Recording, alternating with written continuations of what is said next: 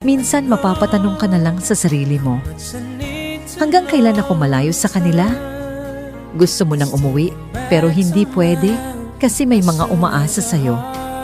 Araw-araw pagod ka, pero wala kang karapatang mapagod. Kasi kapag tumigil ka, sino pa ang magpapatuloy para sa pamilya mo? Tinitiis mo yung lungkot, yung layo, yung mga okasyong wala ka, birthday, graduation, kahit simpleng hapunan, lahat pinapalagpas mo. Pero sa bawat padala, sa bawat ingat ka ha, sa tawag nila sa gabi, parang gumagaan ulit ang pakiramdam mo. Dahil alam mong lahat ng ginagawa mo, para sa kanila, yun. Darating din yung araw na hindi mo na kailangang umalis, na makakasama mo ulit sila buong buo. Wala nang luha, wala nang layo. Ang kapalit ng bawat sakripisyo mo, isang yakap na matagal mo nang hinihintay.